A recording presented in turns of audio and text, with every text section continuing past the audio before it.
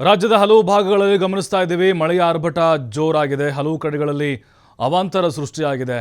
ಈ ರೀತಿ ಮಳೆ ಆಗಬೇಕು. ಈಗ ಪ್ರಮುಖವಾಗಿ ನಮ್ಮ ರೈತರು ಬಿತ್ತನೆ ಮಾಡಿದ್ದಾರೆ.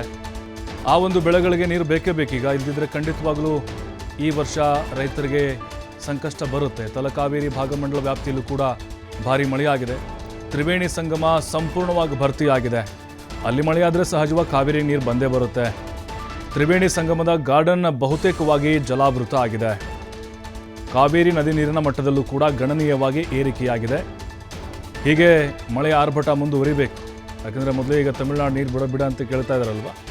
ಹಾಗೆ ನಮಗೆ ಮುಂದಿನ ಭವಿಷ್ಯ ಹಾಹಾಕಾರ ಸೃಷ್ಟಿ ಆಗ್ಬೋದು.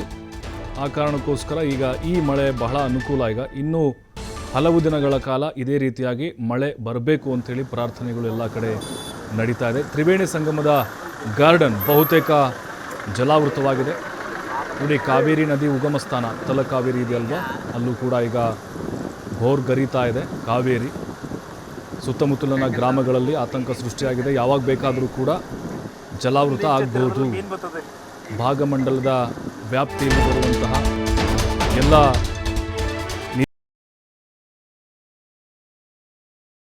ಕೂಡ ಬಹಳ ದೊಡ್ಡ ಪ್ರಮಾಣದಲ್ಲಿ ನೀರು ಬರ್ತಾ ಇದೆ. ಒಳಹರಿವಿನ ಪ್ರಮಾಣ ಹೆಚ್ಚಳಾಗಿದೆ. 13,000 ಕ್ಯೂಸೆಕ್ಸ್ ನೀರು ಬಿಡುಗಡೆ ಮಾಡಿದ್ದಾರೆ. ಒಳಹರಿವು ಹೆಚ್ಚಳಾಗಿದೆ. ನದಿ ಪಾತ್ರದ ಜನರು ಎಚ್ಚರ ವಹಿಸಬೇಕು ಅಂತ ಸೂಚನೆ ಕೊಡಲಾಗಿದೆ.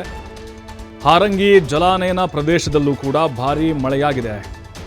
ಹಾರಂಗಿ ಡ್ಯಾಮ್ ಕೂಡ ಈಗ ಬಹುತೇಕವಾಗಿ ಭರ್ತಿ ಆದಂಗೆ ಕಾಣಿಸ್ತಾ ಇದೆ. ಇನ್ನೂ ಬೇಕು, ಮಳೆ ಬೇಕು. ಬಟ್ ಆ ನೀರು ಹಾಗೆ ಒಂದು ಕಡೆ ಸಂಗ್ರಹ ಆಗಬೇಕು. ಒಳಹರಿವಿನ ಪ್ರಮಾಣ ಜಾಸ್ತಿ ಆಗಿದೆ, ಬಟ್ ಹೊರಹರಿವಿನ ಪ್ರಮಾಣ ಕೂಡ ಹೆಚ್ಚಾಗಬೇಕು.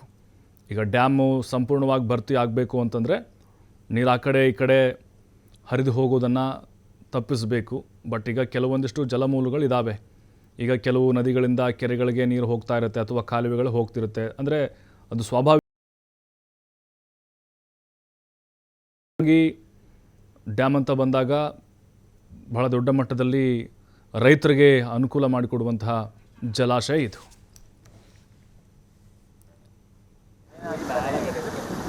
ಬಂದಿರು